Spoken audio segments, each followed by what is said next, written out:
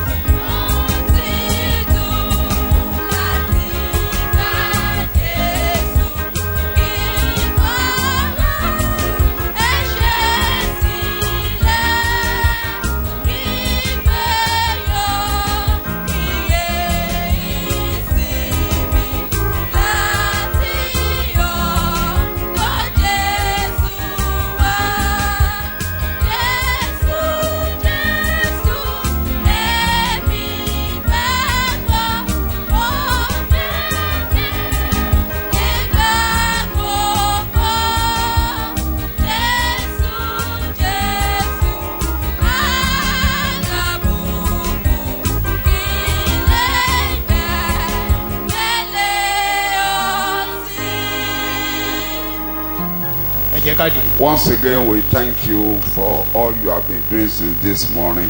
Thank you for what you did yesterday. And we are looking unto you for the showers of your blessing, which will come through your word. Help us to understand. Amen. Help us to comprehend. Amen. Establish us. Amen. Revive us. Amen. Rekindle our spirit. Amen. Establish us in the faith. Amen. Let us be able to look only unto you. As waves and storms are rising in the world, the storm, the waters of the world is being stirred up by so many rulers and kings. A sì ń ru ìjì omi òkun àti ìjì ayé sókè nípasẹ̀ àwọn adarí inú ayé. Making the world more difficult to live in. Wọ́n wá ń jẹ́ kí ayé ṣòro gbèsè fún ọ̀pọ̀lọpọ̀ ènìyàn. But you have prayed for us. Ṣùgbọ́n ẹ̀yin Ọlọ́run ti gbàdúrà fún wa. You said you are praying for these ones. Ẹni ẹ̀ ń gbàdúrà fún àwọn wọ̀nyí. Not only them, kì í ṣàwọn nìkan. but those who will believe through their word. Àti àwọn tí yóò gbàgbọ́ And nípasẹ̀ we are wọn. the generation of those who believe through the word of the apostles. Àwa ni ìran àwọn ẹni tó gbàgbọ́ nípasẹ̀ ìwàásù àwọn You àpọ́stélì. declare God to keep us. Ẹ ní kí Jésù kí Ọlọ́run kó pa wá mọ́. And God, you will keep us. Ìwọ Ọlọ́run á sì pa wá mọ́. You will make us to sail through this difficult period. Wàá mú wa lọ àkókò tó lè yí kọjá. In Jesus' name we pray. Ní orúkọ Jésù mo gbàdúrà. Part of my subtopic under the general topic. Abala tó kẹ́yìn lórí àkòrí ńlá tá à ń wò bọ̀. The last part of the subtopic. Abala tó kẹ́yìn lórí àkòrí tó wà lábẹ́ àkòrí ńlá tá à ń wò bọ̀. Thank you very much. The subtopic we are looking at, Àkòrí kékeré tá à ń wò bọ̀. which I said I will be treating the last part. Tí mo ní màá máa wo abala tó kẹ́yìn At last, lábẹ́ rẹ̀. your eyes will be opened to see God and listen to the truth. Pé nígbẹ̀yìn gbẹ̀yìn ojú rẹ̀ á là láti rí Ọlọ́run àti láti tẹ́tí sí òtítọ́. Under which we have been treating your time is ripe Lábẹ́ èyí tá a ti ń wo kókó tó sọ wípé àkókò rẹ̀ ti tó. and your victory is due. Ìṣẹ́gun rẹ̀ nísinsìnyí sì ni pẹ̀lú. And He will help you. Yóò ràn ọ́ lọ́wọ́. What is the time is what we have considered. Pé àkókò owó gan ni ohun tí a ti wò. And summarily we call it the time of the Gentiles, when the eyes of other nations apart from Israel will be opened. A sì pè àkókò náà ní àkókò àwọn kèfèrí tí ojú àwọn orílẹ̀-èdè mìíràn yàtọ̀ sí ti àwọn ọmọ Ísírẹ́lì tí a sì fi àlà wọn lójú. It's the time when God will visit other nations. Ó jẹ́ àkókò tí Ọlọ́run fẹ́ bẹ̀ orílẹ̀-èdè àgbáyé gbogbo wò yàtọ̀ sí The Ísírẹ́lì. day the Lord has made, Ọjọ́ tí Olúwa dá which we will rejoice tá a máa yọ̀ and be glad in it. tá a sì máa ṣe inú dídùn nínú rẹ̀. In last lecture, I declared that there Lẹ́kọ̀ọ́ tá a wò are kọjá tá a ti three days kọjá. for man. Mo fẹnu kàn wípé ọjọ́ mẹ́ta ni ènìyàn ní lórí ilẹ̀. Yesterday, Ọjọ́ àná, today, òní yìí and our future. àti ọjọ́ ọ̀la wa náà wà fún gbogbo ènìyàn. Ọjọ́ búburú We ni ọjọ́ have ibi. a dark past. A ní ọjọ́ òkùnkùn. We have an evil past. Ó jẹ́ ọjọ́ búburú. And it will be good if there is a change over. Àwàdà tí ìyípadà rere bá wá wà. Some will live that dark path till they die. Àwọn mìíràn wà tó jẹ́ pé inú òkùnkùn tàtẹ̀yìnwá yìí náà máa gbé títí tí wọ́n fi And kú. if the dark days has not changed, Tí ọjọ́ òkùnkùn yóò bá sì wá yí padà, there can never be a better future. kò lè sí ọjọ́ ọ̀la tó dára. You discover that everybody in the world, those who don't believe in God, they will say, it will be good, it will be good, tomorrow will be good. Tomorrow cannot be good if there is not a changeover. Ẹ rí i pé àṣà ni nínú ayé láti máa sọ wípé ọjọ́ ọ̀la á dára, ọjọ́ ọ̀la á dára, bẹ́ẹ̀ kẹ́ ọjọ́ ọ̀la lè má dára tí ò bá sí ìyípadà. Because today determines tomorrow. Torí òní ló máa sọ bọ́jọ́ ọ̀la yóò ṣe And rí. yesterday was so evil. Ọjọ́ àná sì jẹ́ ọjọ́ tó burú And God lọ́pọ̀lọpọ̀. decided to give us one day which will be very good. Ọlọ́run wá pinnu láti fún wa ní ọjọ́ rere kan tó níta And dára. that day when God will step into the affairs of our life. Ọjọ́ yẹn náà ni ìgbà tí Ọlọ́run á ti ẹsẹ̀ bọ́ ọ̀rọ̀ ayé And wa. that single day will now determine our future. Ọjọ́ yẹn nìkan ṣoṣo la wá sọ ọjọ́ lásọ bí Our ọjọ́ la wá days ṣe rí. have been evil, full of sorrow, full of agony in Adam. Ọjọ́ àná wa nínú Ádámù ó ti jẹ́ ọjọ́ ìkorò, ọjọ́ ìbànújẹ́, ọjọ́ búburú, ọjọ́ tí ò léso, Fruitlessness, ọjọ́ àìléso, slavery, ọjọ́ ìkónilẹ́rú, hardship, ọjọ́ ìnira, pain, ọjọ́ ìrora, sicknesses, ọjọ́ àìsàn, loss, ọjọ́ ìpàdánù, working without any gain. ká máa ṣiṣẹ́ láì lérè. Just like the Israelites labored for nothing in the land of Egypt Egypt for 400 years. gẹ́gẹ́ bí àwọn ọmọ Ísírẹ́lì ṣe ṣiṣẹ́ ní ilẹ̀ Íjíbítì fún But irinwó ọdún láì one lérè day there ṣùgbọ́n was lọ́jọ́ a kan change over. ìyípadà dé lọ́jọ́ kan One day there was a turning around. ọjọ́ kan wà tí gbogbo rẹ̀ yí One padà day their status was changed. ọjọ́ kan ni Ọlọ́run yí ipò wọn padà Your status will change.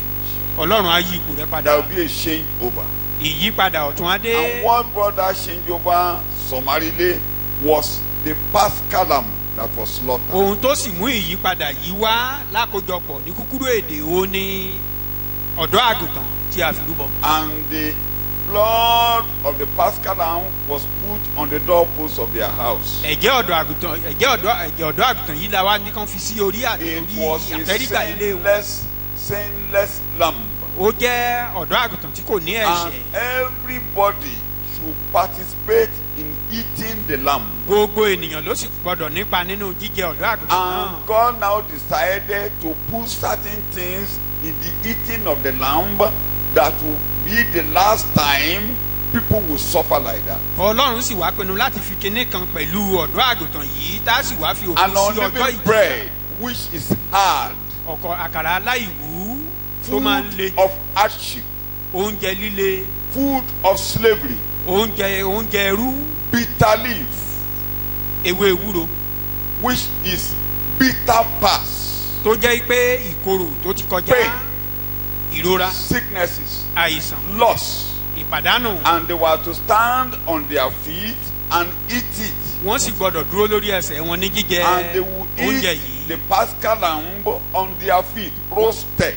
Wọ́n á jẹ ọ̀dọ́ àgùntàn tí a sun lórí iná yìí lórí ẹsẹ̀ And wọn. everybody will partake of the lamb, partake of the blood. Gbogbo wọn ló sì gbọ́dọ̀ jẹ nínú ẹran And yìí anybody àti who nínú ẹ̀jẹ̀ náà. happened to be under the house that day Ẹnikẹ́ni tó bá sì wá wà nínú ilé lọ́jọ́ náà and partook of that bitter leaf, tó sì nípa àti ìpín nínú partook ewúro of that yìí hard bread, the food of hardship, tó sì jẹ nínú àkàrà aláìwú partook of yìí that bitter leaf, tí wọ́n jẹ nínú ewúro yìí the period of sorrow.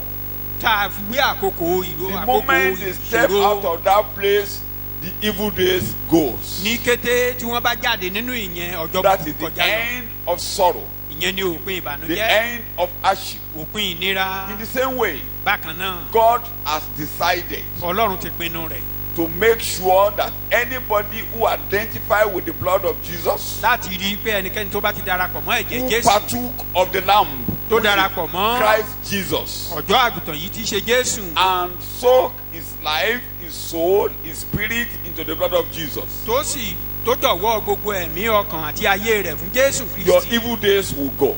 Ọjọ́ búburú ayé rẹ̀ á You wá will kọjá never lọ. remember it again. O ò ní rántí rẹ̀ mọ́. Darkness gone, Òkùnkùn kọjá lọ, sorrow gone, ìbànújẹ́ kọjá lọ, pain gone, ìrora kọjá lọ, bitterness gone. ìkorò kọjá You will lọ. never be a slave to anybody O again. ò ní ṣe ẹrú ẹnikẹ́ni mọ́. And the new day has come. Ọjọ́ tuntun sì dé. That's why I said, today is your day. Òun ni mo ṣe sọ pé èní gan ni ọjọ́ tirẹ̀. Today is your day. Èní ni ọjọ́ tirẹ̀. The only day God has made. Ọjọ́ tí Ọlọ́run It's dá. the day of joy. Ọjọ́ ayọ̀ ni. It's not the day of sorrow. Kì í ṣe ọjọ́ ìbànújẹ́ Your mọ́. sorrow is gone. Ọjọ́ ìbànújẹ́ rẹ Your ti kọjá lọ. bitterness is gone. Ọjọ́ ìkorò rẹ kọjá lọ. Your hardship is gone. Ọjọ́ ìnira rẹ kọjá lọ. All things that are evil are gone and gone Gbogbo for ohun tó good. farajọ ibi ó ti And they kọjá will lọ ó never sì be kọjá lọ remembered láéláé wọn ní padà wáyé mọ́. And this day is the day of help. Ó sì jẹ́ ọjọ́ ìrànlọ́wọ́ pẹ̀lú. And the Bible call it the day of salvation. Bíbélì pè ní ọjọ́ ìgbàlà. Salvation, and like I said in my former lectures, Ìgbàlà gẹ́gẹ́ bí o salvation ṣàlàyé in rẹ̀. in all ramifications. Ìgbàlà ní gbogbo ọ̀nà. The Greek call it soteria, Èdè táwọn Gíríkì pè é which nìyẹn. means it's your protection. Ìyẹn jẹ́ pé òun ni ààbò Which my rẹ. children sang. Ìgbàlà ni Olúwa yàn fún ààbò. That salvation has been chosen for our Gẹ́gẹ́ protection. bí o. It's your protection. Òun ni ààbò wa. It's your protection. Òun ni ààbò. It's your soul relief. Òun ló tú ẹ̀mí wa. It's Ló freedom tú ẹ̀mí from wa lára. all evils. Òmìnira kúrò lọ́wọ́ gbogbo Freedom agbára from òkùnkùn. sin. Òmìnira kúrò lọ́wọ́ Freedom ẹ̀ṣẹ̀. from poverty. Òmìnira kúrò lọ́wọ́ òṣì. You are transformed into the land of prosperity. Àwa yí wa padà, àwa mú wa lọ sí ilẹ̀ You will now ìbùkún. sow and reap. Torí náà wàá wá máa gbìn, And wàá that's máa where my kórè. topic comes in. ibi tí àwọn God tí wọ́n lé wá will nìyí. greatly bless you bountifully. Kí Ọlọ́run á bùkún wa lọ́pọ̀lọpọ̀. Bountiful harvest will come up wherever you are. Ìkórè yanturu á wá tẹ̀lé níbi Because tí a of bá this bára day, wa. bountiful harvest will come up wherever you are. Torí pé ọjọ́ òní yìí ìbùkún And ìkórè I will rẹpẹtẹ. keep on announcing it. Mò ń tẹnu mọ́, mò ń kéde rẹ̀ Yoruba says gẹ́gẹ́ bí èdè Yorùbá. 20 children cannot play together for 20 years. Pé ogún ọmọ ò lè ṣeré kágún ọdún. In other words, Lédè mìíràn, but that 20, the period they were playing together, láàárín ìgbà tí wọ́n ń ṣeré papọ̀ they yìí, must learn something. wọ́n á kọ́ kinní kan And láàárín like I ara. was telling the parents or the workers who were with us yesterday, Bí mo ṣe ń sọ fún àwọn òṣìṣẹ́ your lánàá, children will not go beyond 30 years. Maximum they stay with you for 40 years. òpin gbogbo ohun tí ọmọ rẹ lè gbé lọ́dọ̀ rẹ ni kó lo ọgbọ̀n You ọdún have àbí the ogójì period ọdún rẹ̀ gan ò pọ̀. between 20 and 30 years that children will remain in your, under your canopy. Pé wọ́n sì wà lábẹ́ òrùlé wọ́n sì lè wà lábẹ́ Some òrùlé will rẹ̀ leave láàárín you ogún at ọdún the sí age of ọgbọ̀n 10, ọdún. and at the age of 12, at the age of 13. Some immediately they have admission, they will only be coming and going until they vanish from your house. Not there. Òmíràn gan lẹ́yìn ìgbà tó bá ti wọ ilé ìwé gíga bíi kókò máa wá lẹ́ẹ̀kọ̀ọ̀kan kó tún padà lọ títí tá a It's fi not kúrò. that you may not Kì í ṣe even nípa see ti kú some o. until you pass away O here. tiẹ̀ lè má fojú kan ìmíràn Some gan may yàtọ̀ have sí to pé ó go kú on tí the wọ́n gan missionary fi lọ job níbí. that you will only possible you can meet in conferences. Ẹlòmíràn ó lè jẹ́ pé iṣẹ́ ìrànṣẹ́ ló máa gbé lọ tó jẹ́ pé ibi ìpàdé àpapọ̀ lẹ́ẹ̀ ti máa pàdé You may only lẹ́ẹ̀kan. be seeing him on video phone. Bóyá ò wá lè máa rí lórí ẹ̀rọ But ayélujára you o. may never meet again Ṣùgbọ́n tó ṣe é ṣe kẹ́ má pàdé ní until the ojúkojú resurrection morning. títí di òwúrọ̀ But àjíǹde. wherever you are, Ibikíbi yòówù tó bá wà. bountiful harvest will come up. Ìbùkún yanturu. That's why God is placing you inside the church Òun ni Ọlọ́run ṣe kó wa wá sínú to ìjọ build you up, láti kọ́ wa, to equip you, láti to energize you, láti fún wa ní agbára to àti train okun, you, láti kọ́ wa, to give you all that it takes to sail through this world. láti fún wa ní ohun gbogbo tá a nílò We are láti not láyé here. yìí We are kọjá. not here to keep you to be dependent on. Kì í ṣe pé a kó wa jọpọ̀ síbí láti máa sinmi lé wa. Even when we try it, Láti sinmi lé ìránṣẹ́ Ọlọ́run. like God did it for the apostles when they were trying to keep themselves in Jerusalem. Gẹ́gẹ́ And bí they were Ọlọ́run ṣe ṣe fún àwọn àpọ́stélì they were nígbà enjoying a community living. tí wọ́n ń kóra wọn jọ sí Jerúsálẹ́mù tí wọ́n ò fẹ́ túká, wọ́n fẹ́ máa gbádùn láàrin ara wọn. The instruction was start from Jerusalem, Òfin Go tí a fún wọn ni pé ẹ to bẹ̀rẹ̀ láti Judea. Jerúsálẹ́mù kẹ́kọ̀ọ́já sí Jùdíà go to Samaria, títí dé Samaria and go to the uttermost part of the títí world. dé òpin ayé pàápàá. And the fellowship was so sweet Ìbárẹ́pọ̀ wọn yìí wá dùn that lọ́pọ̀lọpọ̀. everybody was buying, selling land and bringing money, and they were eating, enjoying fellowship. Wọ́n ń ta àwọn ohun tí wọ́n ní, wọ́n wá ń pín láàrin ara wọn. So Ìbárẹ́pọ̀ those yìí who wá have pọ̀. problem, the problem was being solved. Àwọn tó níṣòro wọ́n á yanjú ìṣòro láàrin And ara God wọn. has to adopt a method. It's a methodology. It's a methodist. Ọlọ́gbọ́n lọ́lọ́run ó wá lu ọgbọ́n It's the ó ní only láti lu ọgbọ́n method. fún. It's the Òun only ni Ọlọ́run method. ọlọ́gbọ́n jùlọ. And he has to send some people to bring persecution against them. Ó wá gbé àwọn kan The dìde Bible láti declares bí inú ni bí ni sí wọn. all the disciples were scattered. Bíbélì jẹ́ kó yé wa wípé a tú gbogbo àwọn ọmọ ẹ̀yìn ká. the apostles.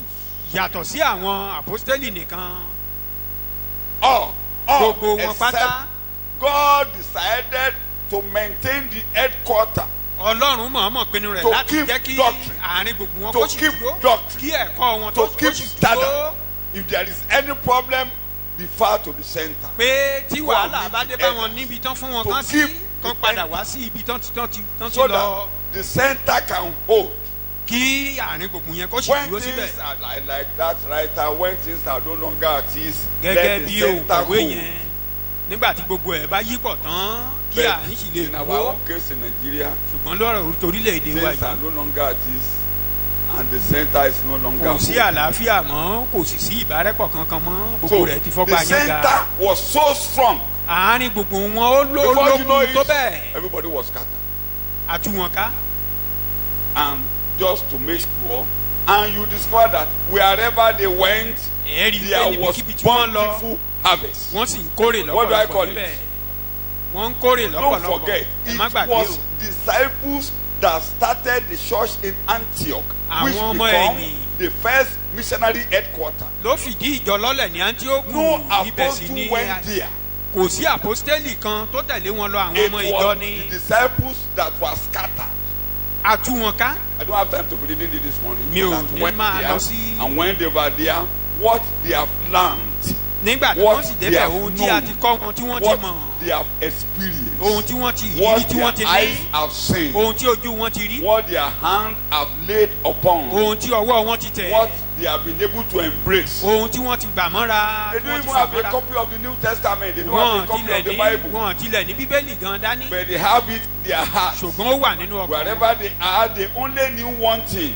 ibikíbi tí wọ́n bá lọ Like I wọ́n mọ̀ said in kíní the kan open air service of last month, Gẹ́gẹ́ bí mo ṣe sọ ní only one ìpàdé thing ìta that gbangba was tó so kọjá. clear to them. pé ìkan ló This dá wọn Jesus lójú that was dead is now alive. pé Jésù tí wọ́n sọ pé ó kù yìí ó ti wà And each láwà of láàyè them síbẹ̀ have a testimony of what Jesus has done to them. ọ̀pọ̀lọpọ̀ gbogbo wọn ló sì ní That's ẹ̀rí okay. ohun tí Jésù ń ṣe fún So wọn wherever they are, ibikíbi tí they wọ́n bá bára affirm wọn. that Jesus died is alive. wọ́n fìdí rẹ̀ múlẹ̀ yìí pé Jésù ń kú ó yè. You remember those two disciples on the ẹ road rántí àwọn ọmọ to méjì Emmaus? tí wọ́n lọ sí ọ̀nà Emausi They were saying, lọ́nà Emausi the person we thought will do the job. wọ́n wá ní And ẹni that- táwa ń ròyìn pé ẹni and tá a we don't know ṣiṣẹ́ what òun has fún wa happened to bí ó him. ti kú àkúkú mọ ohun tó ṣẹlẹ̀ sí Immediately báyìí. Jesus appeared to all of them. inú ìrònú They yìí ni now wọ́n wà tí know Jésù fara that, hàn wọ́n. that Jesus had died. wọ́n is wá mọ̀ now ó yé alive. wọn yìí pé Jésù tí wọ́n sọ yìí pé ó kù And he yóò has yè appeared to me. pé ó fara hàn He mí has changed my life. ó ti yí ayé mi This is padà my testimony. ẹ̀rí mi nìyí. You know, on many occasions when our apostle will get to a place, ẹ mọ̀ and lọ́pọ̀lọpọ̀ things ìgbà are tí àwọn tight, apostoli bá débì kan he tí gbogbo rẹ̀ dàbí he ẹni pé ó le only deliver his testimony. wọn á kọ ẹ̀rọ ìrí ìwọ ẹni wọn lásán náà kọ sọ When he got to Jerusalem, nígbà tán dé Jerusalem and the whole place was stirred up. It was Christ gbogbo they wanted to gbogbo kill him. bẹ́ẹ̀ le And tó fẹ́rẹ̀ jẹ́ pé kò soldiers sáyé carried àti him on wàásù upstairs. He stood. He said, please. níbẹ̀ ni àwọn sójà ti gbé Let me talk. ó ní mo tọrọ gáfárà ẹ jẹ́ kí n bá wọn sọ̀rọ̀ ní kúkúrú And he changed his language. ó wá yí èdè rẹ̀ And he padà began to talk to them in Hebrew. sí èdè táwọn gan gbọ́ sí èdè Hébérù And he said, bí ìjèṣà ṣe máa sọ ẹ kúrò lẹ́wọ̀n gbogbo ìjèṣà. Lẹ́mu tó gbogbo wọn máa fi títí he lẹ̀. greeted them in their own recognized language And he now said, èmi tẹ́ ẹ̀ ń wò yìí, that you are looking èmi ni at ẹni báyìí báyìí. I'm so. Inú ẹ̀sìn báyìí báyìí ni wọ́n bí mi. I was born in Ọmọ so ìlú báyìí báyìí ni religious, mí. born in so Abẹ́ town, olùkọ́ni tó ga jù Under láàrin yín tí ẹ bu ọlá fún ibẹ̀ mo ti a kẹ́kọ̀ọ́. philosopher that you so much respect. Wọ́n á farabalẹ̀. And they now calm down. Ó wá ní ṣùgbọ́n He said, but ọ̀nà tí gbogbo yín pè ní àdámọ̀ yìí. the Mo way that jẹ́ you call ìkan lára heretic, àwọn akọni tó gbógun tì í. I'm one of Mo those sì who wage wà war níbẹ̀ against nígbà that tí way. wọ́n ń pa I was Stephen. there Èmi ni when mo Stephen kó aṣọ was àwọn tó ń being pa killed. lọ́wọ́. I gathered their clothes with myself. Mo gbógun ti tó bẹ́ẹ̀ tí mo gba lẹ́tà. I wage war Bẹ́ẹ̀ against kíbi that tó bá ti rí man to the ẹnikẹ́ni tó ń sọ extent pé that Jésù kan kú anywhere we òjìlé. hear somebody preaching Ẹ pa Jesus, ẹ tì mọ́lé such mo tó person ṣe should be bẹ́ẹ̀. killed or imprisoned. Ní ọjọ́ kan mo kó lẹ́tà lọ́wọ́. There was the day I was going Mo with wá ń letters. lọ lójú ọ̀nà sí Damascus. I was going on my way to Damascus.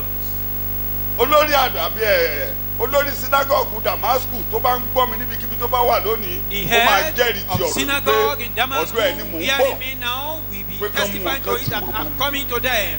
Ṣùgbọ́n ní Just to òjijì imprison them. But suddenly, ní ọjọ́ kan rí. in the noon, Ní ọjọ́ kan rí. in the noon, Wọ́n tàn láti ọ̀run wá. there was a bright light from heaven, Ohùn kan ti ọ̀run and sọ̀kalẹ̀. a voice followed, Sọ calling my Saul. name, calling my name. èé ṣe tó ń ṣe nínú ibi. Why hast thou persecuted me? Èmi náà wá béèrè pé And I asked him, ta ni ìwọ Olúwa. who art thou, O Lord? Ohun ẹ̀rù ní fún ẹ kó tàpá sí ẹ̀gún. It's a terrible thing for you to preach against Mo wó lulẹ̀. preach. And I fell down.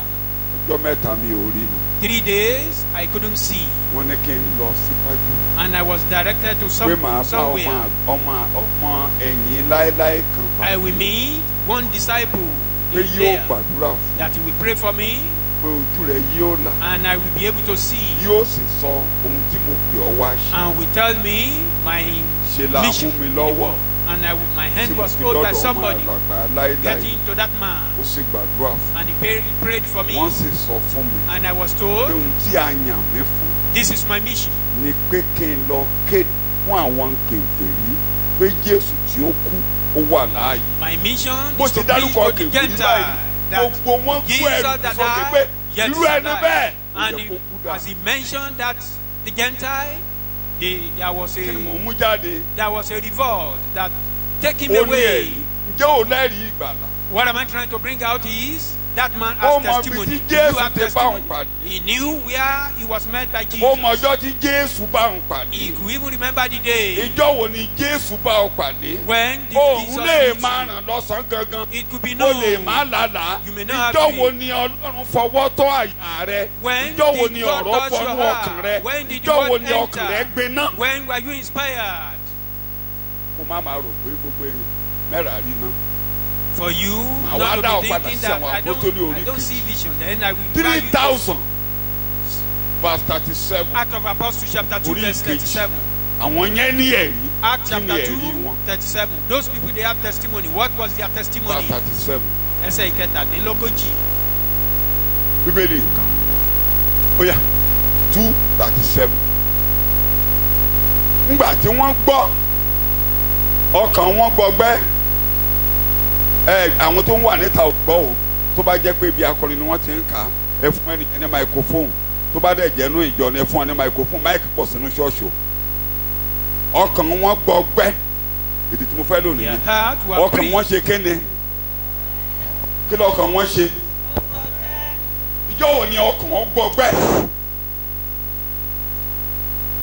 ìjọ wo ni ọkàn rẹ gbọgbẹ́ When did your ìjọ heart wo ni o breathe? ka Ọlọ́run sí olóòótọ́ When did Pé you òtítọ́ recognize rèé. God as faithful?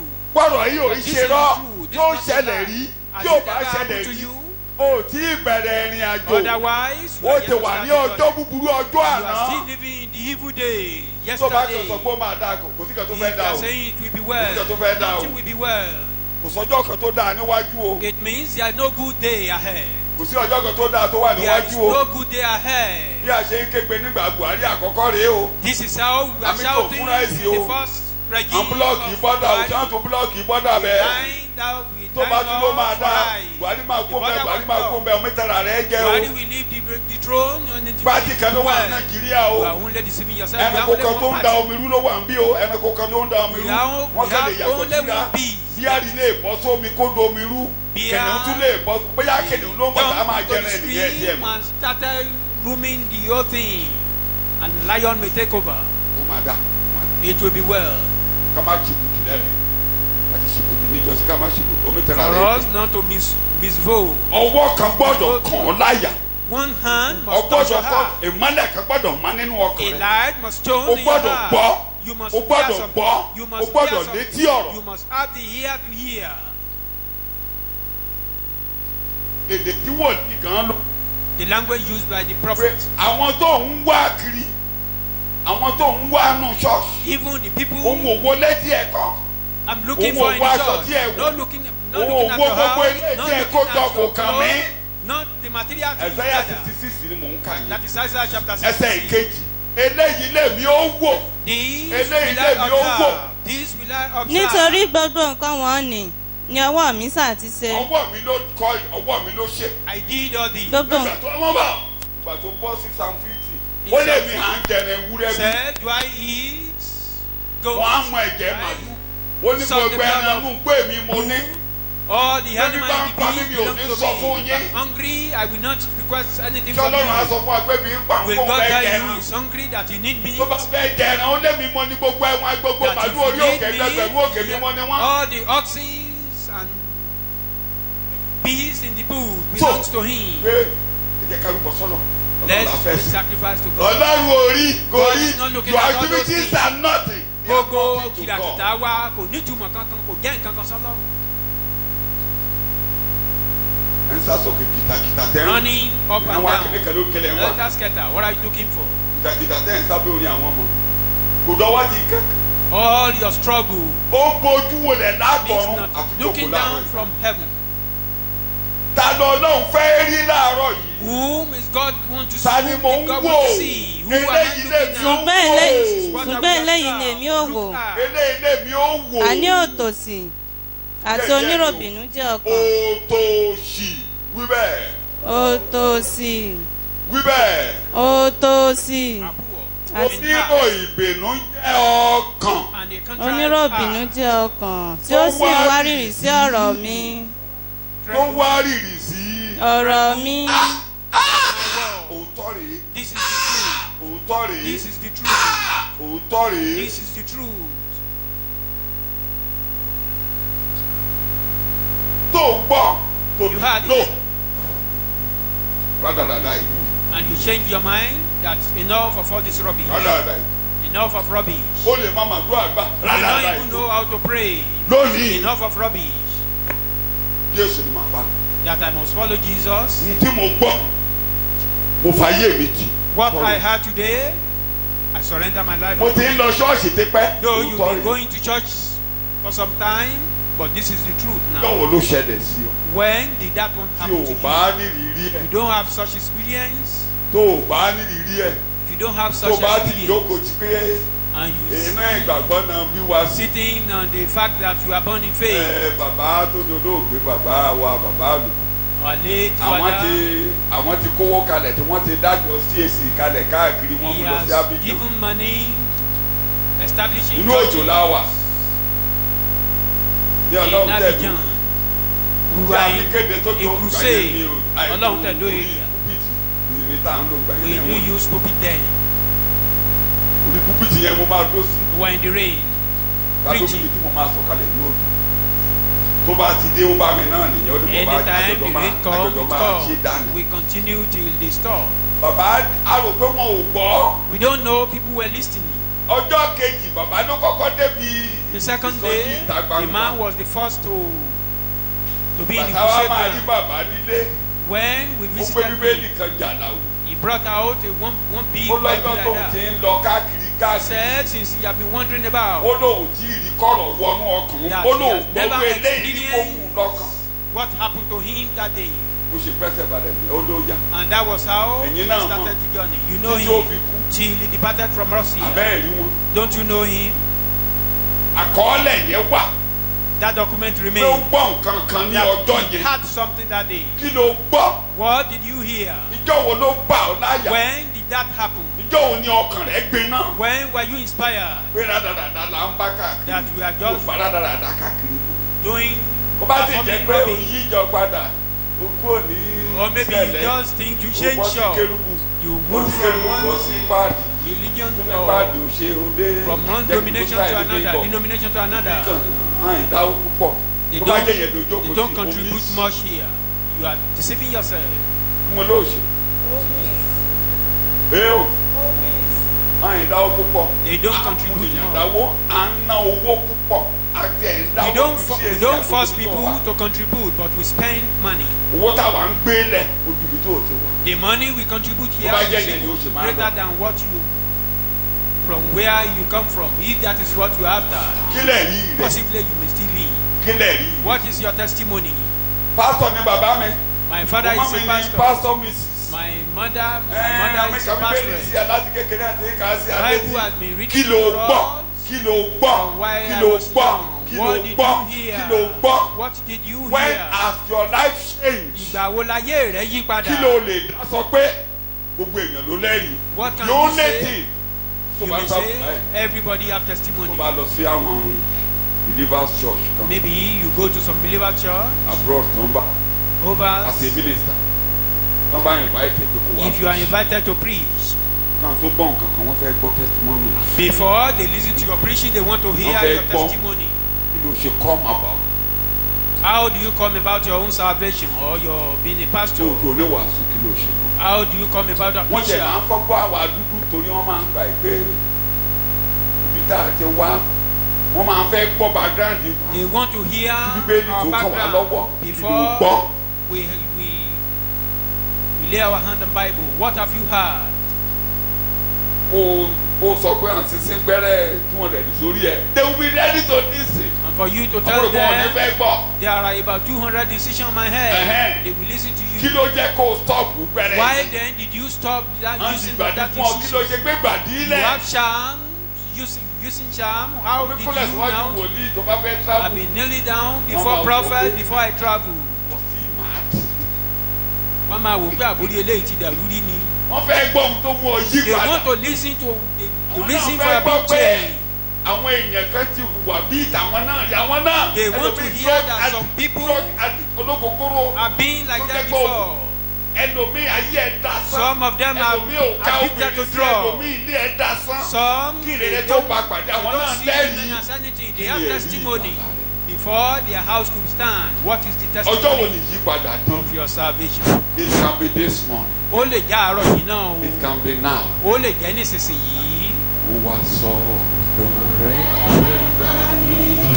Níbi àgbélébùú. Ìṣẹ́jú méjì mo lé Olúwa. In a minute.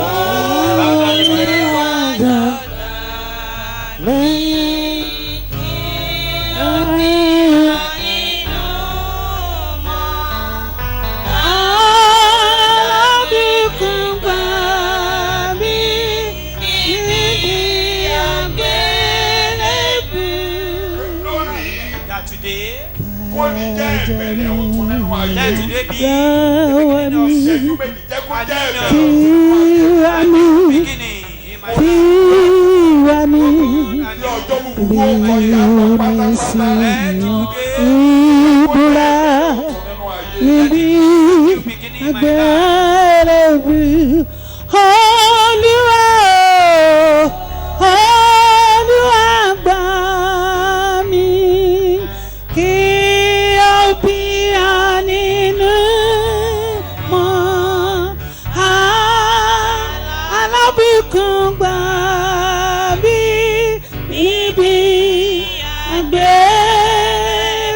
Gbàdúrà fún ìwọ tí òun dá ìpinnu ṣe I want to lọ́wọ́lọ́wọ́. pray for you that Pé have kó ní taken jẹ́ the ìbẹ̀rẹ̀ decision ọ̀tún. for the first time. Ọ̀rọ̀ ànáwó ẹ̀ You sókè. want today to be the Gbogbo wa ṣe new gbàdúrà beginning.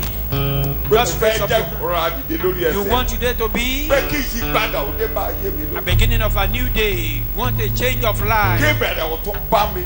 A new beginning. Máa wí bẹ́ẹ̀. Lórúkọ Jésù wí bẹ́ẹ̀ Say lẹ́ẹ̀mejì. after me. Lórúkọ Jesus' Jésù. name.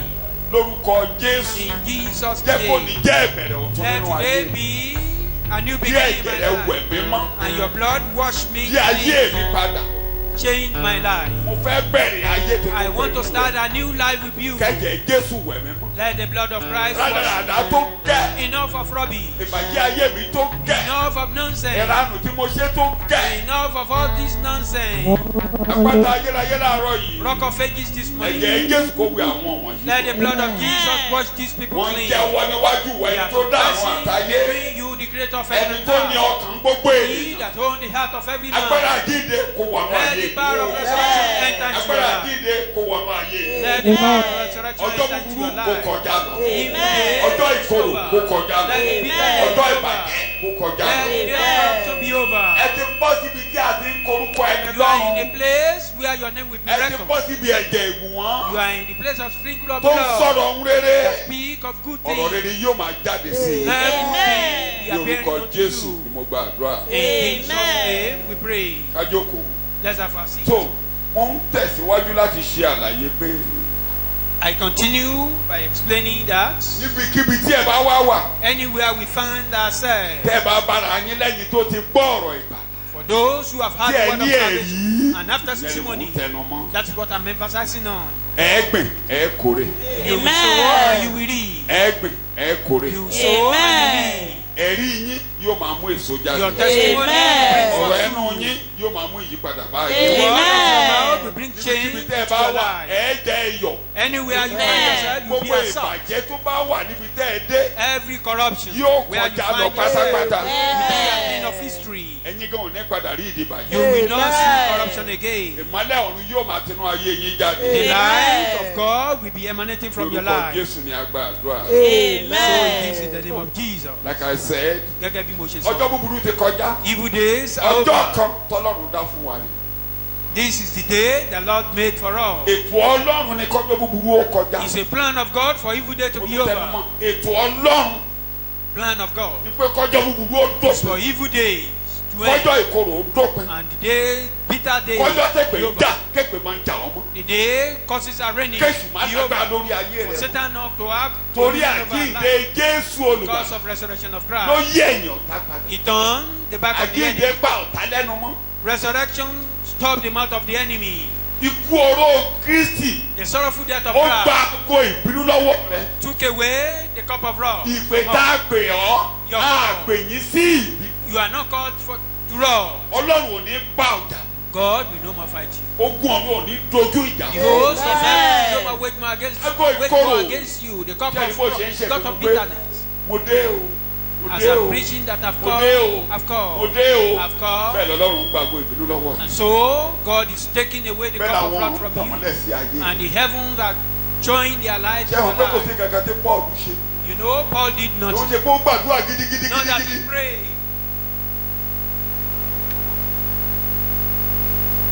Nínú apààyàn, A generation of nínú ìkà, killers. òun gan máa ń sọ. Generation of wicked people. Òun gan máa ń sọ. He Ó do lóun ló lórí ẹlẹ́ṣẹ̀. that he is the chief sinner. Ọlọ́run ò dẹ̀ ká sí lọ. And God never account Ọjọ́ búburú never yẹn dẹ̀ accounted lọ. on him. And those evil days were Ó gone. dẹ̀ lọ. And they were gone. Ìyẹn náà ń lọ pátápátá. Yours is Amen. gone as well.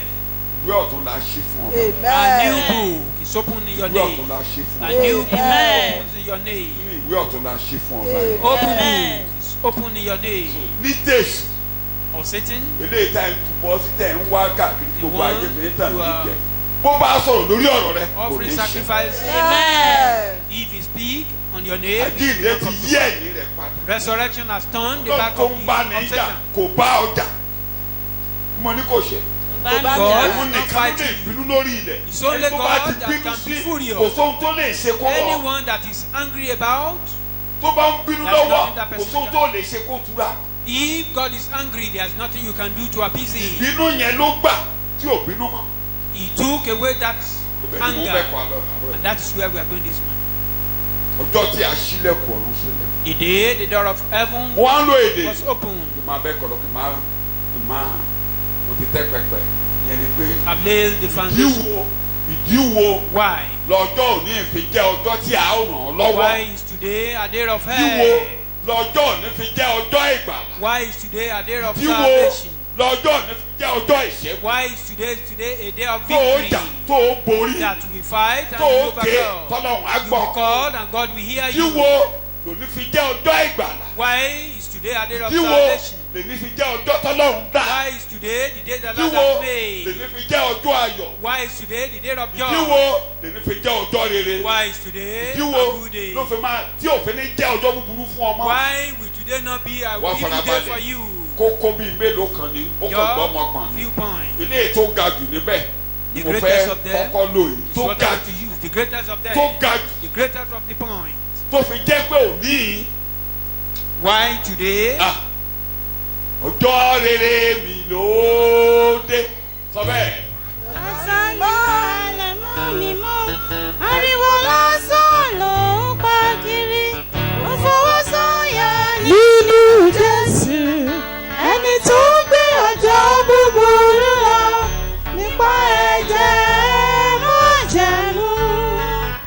Ó pariwo wípé ọjọ́ búburú ti lọ láyé mi. Èdè méjì ní bẹ́ẹ̀ni ọmọ ọlọ́run ṣùgbọ́n kó bọ́nú ọkàn yín jinlẹ̀ jinlẹ̀. Two words for you children of God. But A ní let it be ìtẹ́ said orí to you. ọ̀fẹ́ We lónìí. have the throne of mercy, the throne of grace, Kí mo rather, láàánú lónìí. the Ìtẹ́ orí throne of ọ̀fẹ́. grace, A tún ní ìtẹ́ àánú. and the throne of mercy as well. Ìtẹ́ orí ọ̀fẹ́ wíbẹ̀ The gbogbo èdè. throne of Ìtẹ́ grace orí ọ̀fẹ́. Ìkejì ìtẹ́ àánú. and the throne of mercy, Ìtẹ́ orí ọ̀fẹ́. the throne of Ìtẹ́ orí grace, ọ̀fẹ́. Ìtẹ́ àánú. Ìtẹ́ throne of àánú. mercy. Ẹ̀jẹ̀ Kristi ń bẹ lọ́run wíbẹ̀ o. The blood Ẹ̀jẹ̀ of Kristi ń Christ bẹ lọ́run. is Mo on fẹ́ kí high kókó there. mẹ́tẹ̀ẹ̀ta yẹn máa dún nínú ọkàn rẹ. Those 3 points be Pé settled in your mind. ìdíwọ̀ lọ́jọ́ òní ìfẹ́ máa dáa fún mi. Why will it be well with me today? Ìdíwọ̀ lọ́jọ́ búburú òfin ní wáyé When mọ́. will evil day not come to life anymore? A ní ìtẹ́ àánú We wíbẹ̀. have A ní ìtẹ́ àánú. the seat A of ní mercy. ìtẹ́ orí ọ̀fẹ́. A We ní have ìtẹ́ the orí throne of ọ̀fẹ́. Ẹ̀jẹ̀ grace. Jésù ń bẹ lọ́run. The blood of Christ Bẹ is lọ́run. there. Ìtẹ́ àánú. Ìtẹ́ àánú. Seat of mercy. ìtẹ́ orí ọ̀fẹ́. Ìtẹ́ orí Throne of ọ̀fẹ́. grace. ẹ̀jẹ̀ Jésù ń bẹ lọ́run. And the blood of Ẹ̀jẹ̀ Christ Jésù ń is bẹ lọ́run. there. lẹ́ẹ̀kan sí ìtẹ́ àánú. The Ìtẹ́ seat of àánú. mercy. ìtẹ́ orí ọ̀fẹ́. The Ìtẹ́ throne orí of ọ̀fẹ́. grace. ẹ̀jẹ̀ Jésù ń bẹ lọ́run. Ẹ̀jẹ̀ And the Jésù blood ń of bẹ lọ́run. Christ is there in heaven. Rise up on your feet. lónìí Today. lónìí Today. lónìí Today. mo ní ìtẹ́ àánú. I have the seat of mercy. mo ní ìtẹ́ orí You will ọ̀fẹ́. personalize it. ẹ̀jẹ̀ Jésù ń bẹ Likewise, the lọ́run. throne of grace and the blood of wàá wí Christ is bẹ́ẹ̀ in lẹ́ẹ̀kan sí heaven. bó ṣe díjú yẹn. mo ní ìtẹ́ I orí ọ̀fẹ́ have the seat lónìí. of mercy. mo ní ìtẹ́ àánú I lónìí. have the throne of ẹ̀jẹ̀ grace. Jésù ń bẹ The lọ́run. blood of Christ is in nítorí heaven. náà ní ọjọ́ Therefore, ìrànlọ́wọ́. today is the day of èní ọjọ́ rest. ìgbàlà. Today, the day of èní salvation. ọjọ́ rere. Today, a good day. èní ọjọ́ ayọ̀. Today, a èní joyful ọjọ́ day. ìṣẹ́gun. Today, a victorious nípa day. ẹ̀jẹ̀ Jésù máa borí Through lónìí. the blood of Christ, I be lábẹ́ àánú victorious. Ọlọ́run lónìí Under ó the máa mercy dáa of fún God, mi. it must be well with me. lábẹ́ orí ọ̀fẹ́ máa Under rí the grace of ìrànlọ́wọ́ gbà. God, I will receive máa help. rí ìrànlọ́wọ́ gbà. I will receive help. Jésù Olúwa wa. In Amen. Jesus' name we pray. Jókòó Sit down. jẹ́ kí n gbógun ti kókó mẹ́ta yìí. Let me handle these 3 points. Ìkíní Number 1, jẹ́ kí n bẹ̀rẹ̀ pẹ̀lú ìtẹ́ àánú. let me start with the seat of mercy. Ibi ìtẹ́ àánú yẹn torí pé a ní This ìtẹ́ àánú. seat of mercy. Ìgbàlà jẹ́ tiẹ̀ láì ṣe Salvation kankan. belongs to you without Láì doing ṣe anything. kankan. Salvation is free for you Láì túbọ̀ láì ṣe without kankan. any sacrifice. Ìgbàlà jẹ́ tiẹ̀. Salvation is yours. Ìgbàlà ni mo gbé wò. I mean salvation. Mo fẹ́ túwìtì yẹn. I want to handle that Tó wá bọ́ sí before going ìtẹ́ àánú. into the Lábẹ́ ìtẹ́ àánú. Lọ́nà kọ́nà. Bó kúrò àwọn kan sọ́nù. If you Wà á rí don't understand, you Amen. will receive help. Àfi tí ìtẹ́ àánú ò bá sí. Except if the seat of mercy is no more Torí there. ìtẹ́ àánú Ọlọ́run á dìde lórí ọ̀rọ̀ rẹ̀. Because of the seat of mercy, God will rise up on your case. Ẹ jẹ́ kí n bẹ̀rẹ̀ pẹ̀lú ìtẹ́ àánú. Let me start with the seat bọ́ of sí tẹ́ mercy, orí. then the throne of grace, Màá wá débi ìbùmọ́ ẹ̀kí. then the sprinkle of blood. Bí a máa lè sọ mí tí mo bá lè sọ mí àmà rẹ̀. If I'm able to jump to another point, so be it. Otherwise, Torí abẹ́ ẹ̀ ni gbogbo ìlókù wa.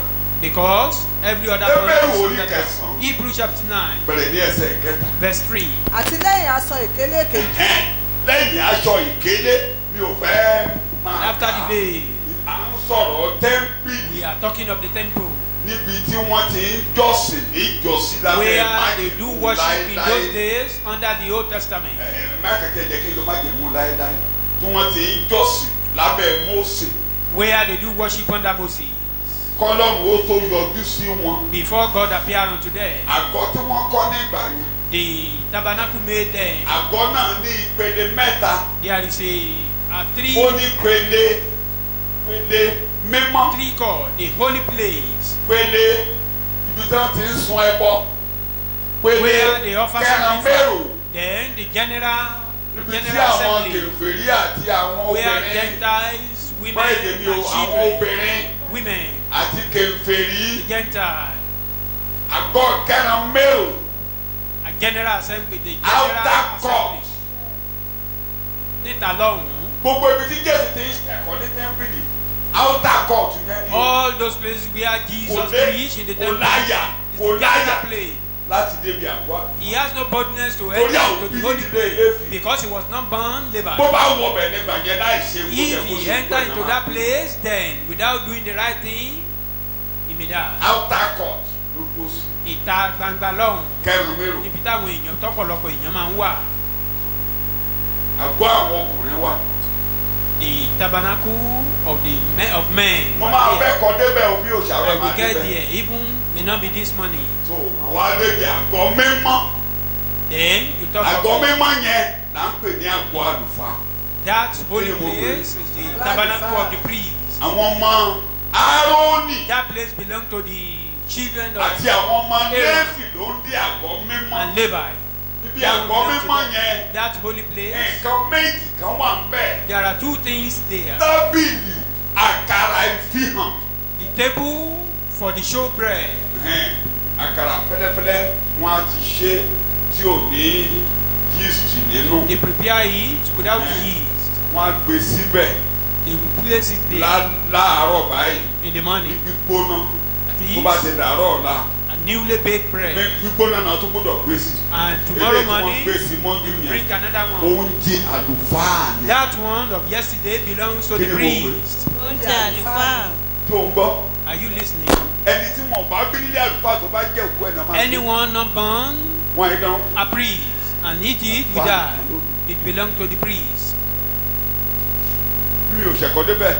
Wàá máa wáyé. If I'm unable to Nígbà get tí there, Jésù ń ṣẹ̀kọ́. then you'll be Pé finding kí that ni you'll be David fi jẹ́ àkàrà questioning. ìsìn tí ò jẹ̀bi. why did David eat showbread Ẹ lọ máa without wá being díẹ̀. Kí ló ṣe guilty? jẹ́ tí ò jẹ̀bi? Why did he eat it without guilty? When we get there, you will hear that. Ó jọ oúnjẹ àlùfáà kò jẹ̀bi. The food belongs to the priest without condemnation. Ọ̀pá fìtílà. The candlestick, the 7 Wọ́n ti candlesticks, ṣe. Wọ́n ṣe báyìí tó jẹ́ pé tó bá ti ń jó. they were made in Wọ́n á form rọ that òróró sí. there is a place for the Àwa oil. máa Oil will be ṣe supplied eérú. there. Tálùfáà àti débẹ̀ láàárọ̀. Iná yẹn ò gbọ́dọ̀ kú. There, when the Iná rẹ̀ ò ní ashes kú. is there, will your fire not quench. Fàlà wa The priest kó eérú kú we òlójú take ẹ̀. away the Àwa da ashes epo sí. and we put oil. Àwọn ló ń bójútó kò gbọ́dọ̀ kú. That is their lépo. responsibility. Oil must be Mo ló there gbọ́dọ̀ ṣe. always. Wà á máa bá mi nínú ẹ̀kọ́. You meet me Ìṣòní. later. Tẹ́ bá wa mọ̀ túmọ̀ ẹ̀.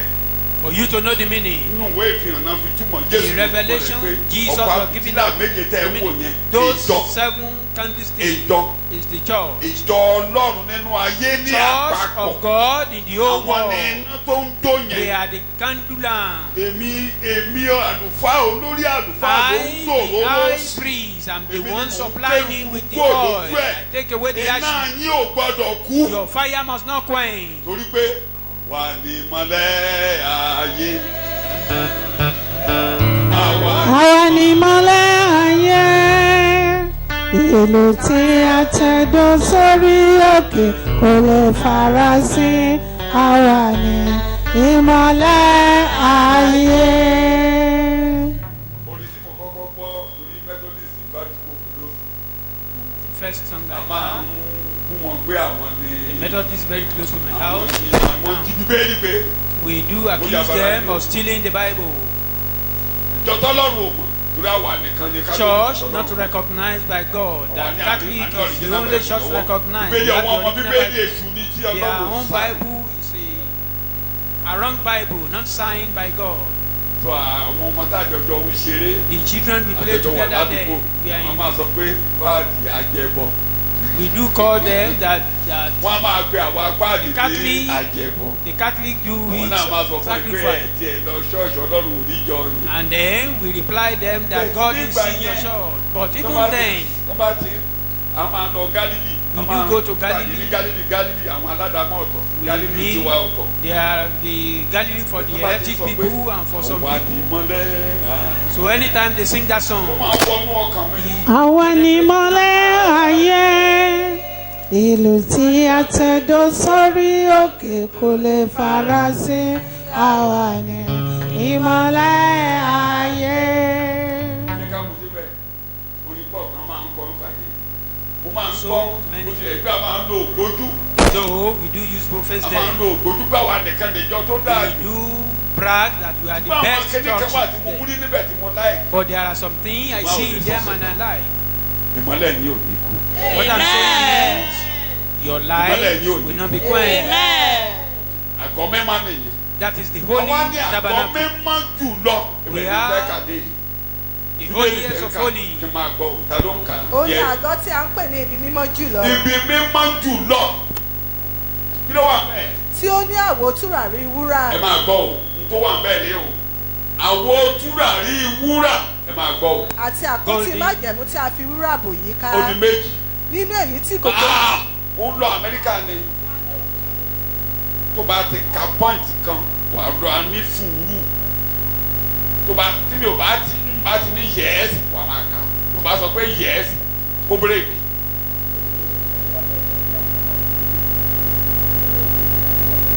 mo ti wá ń sọ pé ibi tí mo gbọ́ ẹ̀kọ́ dé lẹ́nu ẹ̀ ni pé pẹpẹ tùràrí. tí ó ní àwo tùràrí The altar wúrà. of incense. pẹpẹ tùràrí. Altar tó ní of àwo incense. tùràrí wúrà. With the golden mi o censer. pẹpẹ tùràrí kan wà nú àgọ́ yẹn. Altar of incense. tùràrí yẹn That incense. àwòrán àtọ̀run ni o. A olórí àlùfáà typical nìkan example of that one ló from ń heaven.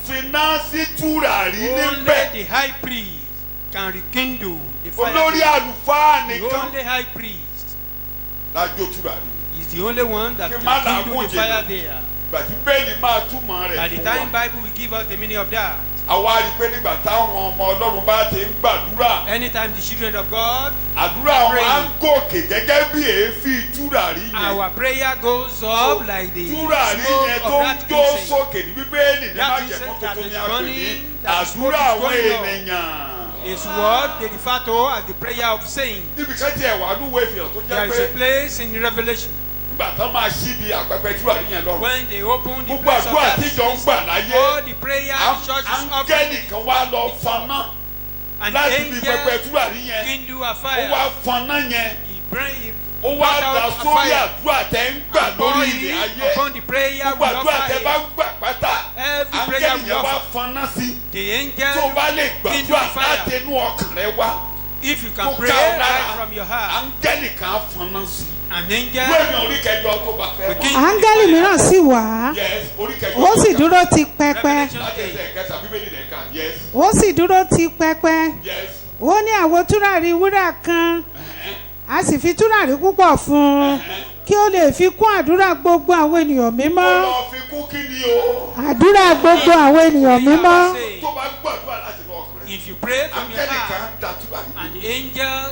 will kindle the fire. máa ń dàtúrà nílé lórí títúrà ní ẹ̀ bá ti gòkè lórí pẹpẹ wúrà tí ń bẹ níwájú ìtẹ́ àríyá wa máa lọ sọ́dọ̀ ọlọ́run And the àti smoke of ẹ̀fín it tùràrí náà gbọdọ̀ lọ pẹ̀lú àdúrà àwọn ènìyàn mímọ́ sì gòkè lọ túrà rí àti àgọ́ àwọn owó ènìyàn mímọ́ sì gòkè lọ síwájú ọlọ́run ológòkè lọ síwájú ọlọ́run ológòkè lọ síwájú ọlọ́run ológòkè lọ síwájú ọlọ́run. tí olùkọ́ yẹ kéèyàn máa gbàdúrà bẹ́ẹ̀ You can see we should pé o lè pray gbàdúrà táwọn bá ràn àdúrà rẹ lọ́wọ́ that you can pray iphone bẹ́ẹ̀ àbí if your gbàdúrà prayer is yẹn not bá wá there. dókè When your prayer áńgẹ́lì is kan not wá sọ pé there, yes then a an ti angel gbọ́ àdúrà says, rẹ "Respond your báyìí prayer now." wọ́n á wá fọnná bọ́ǹbù Now, nìyẹn lórí ilẹ̀ ayé they kindle the nǹkan tí a fire. fẹ́ kó ṣẹlẹ̀ yẹn ìṣẹ̀lẹ̀ yóò ṣẹlẹ̀ What you now want Yeah. will now happen as you ìṣẹ̀lẹ̀ á ṣẹlẹ̀ pray. gbà.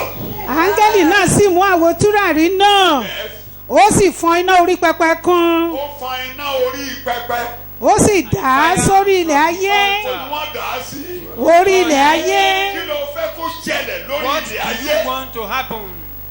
a sì gbọ́ ohùn agbóhùn àrá sì sán àṣà mọ̀nàmọ́ná sì kọ́ ọ̀nà kọ ìṣẹ̀lẹ̀ sì ṣẹ̀. ìṣẹ̀lẹ̀ ṣẹ̀. And there was happening mo ti yabara o a digression. bẹ́ẹ̀kọ́ bá ti kó tó níṣẹ́ bá ti gbaṣẹ́ mi ò gbọdọ̀ lọ síbò mi. kí ni wọ́n fẹ́ kó ṣẹlẹ̀ lórí ilẹ̀ ayé What do you want to happen? kó forúkọ Jésù tí kí ló fẹ́ kó ṣẹlẹ̀ nínú ayé ìtì ẹni What nílé do rẹ you o want to happen? Ayé I mean, ìtì ẹni your nínú own gbogbo. life. Your life is your own ayé family. ẹ̀ báyìí ni ayé ìtì Your own life. That's Kí ló your fẹ́ life. kó is your ṣẹlẹ̀? family. What do you want to happen? ìjú ẹ̀ Close your eyes in a kí minute. ló fẹ́ kọ́ lọ́hùn ṣe What do you want God to do for you? kí ló fẹ́ kọ́ lọ́hùn ṣe What do you want tó God mọ̀ to do kó kọ́ for you? bíbélì mu You know it's wá biblical. porúkọ Call Jésù the name of Jesus. o lè jókòó bó ṣe jókòó yẹn o lè dìde Take whichever position. you porúkọ see. Jésù Call the name of lórí Jesus. nǹkan tó fẹ́ kó ṣẹlẹ̀ On what you want to lórí happen. àgọ́ ara rẹ On your body system. lórí ilé rẹ On your family. lórí ọmọ rẹ On your children. lórí aboyún ilé On rẹ your pregnant. lórí inú àgọ́ ara rẹ On your own body. màá gbé kò sí àìṣètì lọ́dọ̀ Ọlọ́run No, there is no impossibility for a God. lè gbélé ọmọ sínú rẹ tí ò bá sílé ọmọ níbẹ̀ Your womb can be the place if there is kò tún none bí a ò there. lè ṣe lágbára rẹ bó ṣe wà yìí Nothing God kò cannot do sí in your kẹta ò lè body. ṣe nínú ilé rẹ There is nothing God cannot òkè perform ńlá in yẹn your á body. di pẹ̀tẹ́lẹ̀ láàárọ̀ yìí That thing that seems mountain will become àdúrà tó ń gbà plain. yìí á gòkè And this your prayer will be ascended to a heaven. ó dẹ̀ faná kún And the fire tó will bá ti ń begin jáde to. láàárọ̀ yìí ló máa gbúrò ìṣẹ̀lẹ̀ lórí ilẹ̀ As you ayé. are going out, wàá rí àdúgbò gbàdúrà nínú ṣọ́ọ̀ṣì láàárọ̀ you yìí. will see the sign. wàá rí that àdúgbò bá Ọlọ́run sọ̀rọ̀ ní you àárọ̀ see the yìí. sign that you talked to God this morning.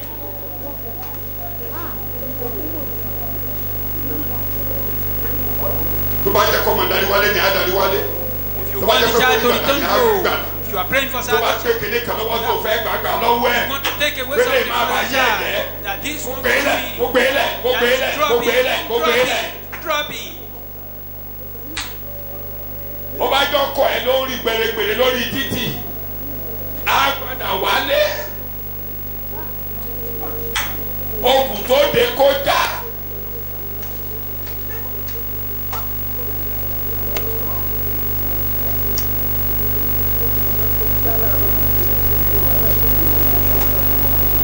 ní orúkọ Jésù ni mo gbàdúrà. Jesus' name. láàárọ̀ yìí àpáta ayérayé God o. of ages, kí ìṣẹ̀lẹ̀ kí ó ṣẹlẹ̀ lórúkọ Jésù. let there be happening. torí àdúrà yìí gòkè Because this prayer ascended to iná heaven orí pẹpẹ and the fire Kí from the ìṣẹ̀lẹ̀ kó altar ṣẹlẹ̀. from the altar, let there be nínú ilé happening. yín kí ìṣẹ̀lẹ̀ kó In ṣẹlẹ̀. your house, let there lágbo be ara yín kí ìṣẹ̀lẹ̀ kó in our ṣẹlẹ̀. bodies, let there lórí be ọmọ happening. yẹn kí ìṣẹ̀lẹ̀ ńlá On that ṣẹlẹ̀. children, let there be ìṣẹ̀lẹ̀ ńlá happening. ṣẹlẹ̀. kí ìṣẹ̀lẹ̀ ńlá ṣẹlẹ̀. kí ìṣẹ̀lẹ̀ ńlá ṣẹlẹ̀. kí ìṣẹ̀lẹ̀ ńlá ṣẹlẹ̀. Happening. bí ẹ bá ṣe ń jáde kẹ́ ẹ máa gbọ́ ìròyìn ayọ̀. Good testimony, good news. ní orúkọ Jésù ni mo gbàdúrà. We pray. pẹpẹ tùràrí ló dé. Altar of incense. níbi pẹpẹ tùràrí In that altar of incense, lẹ́yìn rẹ̀ àwa nìkẹ́ni bíbélì bó ti sùn. àti àpótí májẹ̀mú tí a fi wúrà bò yí ká. máa wo àpótí májẹ̀mú Act orí of báyìí. covenant. ṣùgbọ́n ilé ìbá ẹ̀rí gíláàsì ẹ̀rí sílíbà. No, you can see silver ṣùgbọ́n and glass. wúrà la fi bò But that one is covered within and without. á fi kì í sí báyìí. wúrà A kind of shaft tán fi máa gbé. covered with gold. wọn gbọ́dọ̀ fọwọ́ gbé ẹni bá fọwọ́ gbé á kú dànù. They shouldn't carry it with hand. Anyone touching Wúrà it ni. will die. Covered with gold. ibi tí mo lọ ládé yìí o. This is exactly where I'm àpótí going. tùràrí yẹn That act of covenant. nǹkan mẹ́ta ló wà ń bẹ̀ Three things nípìnlẹ̀ were ṣe. inside right from the beginning. ìkíní Number one, òkúta wàláà a table tí a kọ ọ̀rọ̀ Ọlọ́run sí. where the word of God were written. ìkejì Two, igi darandaran Árónì the staff of Aaron tó wá ti yọ ewé that now budded, tó tanná that tó mú èso jáde blows up and bring forth fruit. ó tanná It blows up. ó tanná It blows up. númérì ó gbọ́dọ̀ ká Number. ó bá ẹ̀kọ́ mi mi ò It's bá ká according to my mi ò bá ká teaching this morning. mi ò jánà tán númérì Number orí ìkẹtàdínlógún 17, ẹsẹ̀ ìkẹjọ verse 8. ó sì ṣe ó ṣe ní ọjọ́ kejì tí Mósè wọ inú àgọ́ ẹ̀rí tó lọ wọnú àgọ́ ẹ̀rí lọ sì kíyèsí kíyèsí ọ̀pá Árónì fún ilé Ísírẹ́lì rúdi ọ̀pá Árónì tó jẹ́ pé ó ti lé Ísírẹ́lì wá Aaron, láàrin From ọ̀pá Israel. méjìlá among the 12 ọ̀pá kan wà staff, fún Rúbẹ́nì one for Reuben, ọ̀pá darandaran kan Rúbẹ́nì ìkan Símónì for Reuben, ìkan for Júdà Simeon, ìkan Judah, Ísákárì ìkan Isaacar, Dánì Dan, àti bẹ́ẹ̀ bẹ́ẹ̀ lọ. and so on. torí àríyànjiyàn wà There ọmọ was Léfì ó tó kẹ́ ó tó kẹ́ enough. ó tó kẹ́ The Levite. níṣẹ́ ilé ìtàwọn olóṣèlú yín lọ lòmí There was controversy, ìlú ìtàwọn olóṣèlú yín lọ lòmí lọ. not the one used by the orí mi fọ́ politician. orí mi ó ń pò bẹ́ẹ̀. I was concerned somehow. wọ́n dénú ṣọ́ọ̀ṣì nígbà tí wọ́n fẹ́ ṣe lẹ́sàn. They got to church when they want to do their election sometimes wọ́n wá ago. ní kí bẹ́ẹ̀ nìkan lára àwọn olóṣèlú kó ka ẹsẹ̀ bíbélì. One of the politicians to read the ó Bible, tó kẹ́ and he got to that portion. Léfì That is what he went to read. gbogbo ìjọ pariwo. That ó enough tó is kẹ́ enough. wọn ní ó tó kẹ́ ìdílé ìṣàlàkì. That is that enough of a particular ruling wọ́n ti tún wá family. ṣàlàkì ọ̀gbà. They are now looking for him again. olóṣèlú yìí wọ́n ti tún wá That bá. is wọ́n sì kó ara wọn jọ wọ́n sì kó ara wọn jọ pọ̀ sí Mósè. má kà á wọ́n ti tún wá bá. bá ti tẹ̀lé olóṣèlú ọlọ́lẹ̀. You follow the politician, then you are gone. bí Fáyẹmí yóò ṣe ṣe rẹ̀. Fáyẹmí and ọjọ́ ṣe Fáyọsé. marriage ọmọ ẹ̀. They ìjọ tí celebrated Fáyẹmí the marriage ṣe ọdún mẹ́ta when Fáyẹmí was pé celebrating òun dúpẹ́ fún ọdún 3 mẹ́ta years in ẹlẹ́ẹ̀kejì throne. bó ṣe dáa tó. Fáyọsé wà ní ṣọ́ọ̀ṣì. His predecessor was in the church. wọ́n ṣe ní wàrà wọn mú. They hold their hand. ìgbà tí ó lóun fẹ́ ọ̀nà àwọn tó jẹ́ kí Èkìtì ó dáa. He said he want to Ó lọ honor sínú those ìwé. who bó beautify ṣe ń Ekiti dorúkọ State. military governor àkọ́kọ́ He tó ṣe mentioned the níbẹ̀ first tó ń military dárúkọ governor. bẹ́ẹ̀ ló ní Ayọ̀délé Fáyọsé And he mentioned náà jáde his immediate ó ti predecessor. ládé òpòròró lé lórí He anointed him. níwọ̀n ó ti lọ lẹ̀. They don't understand.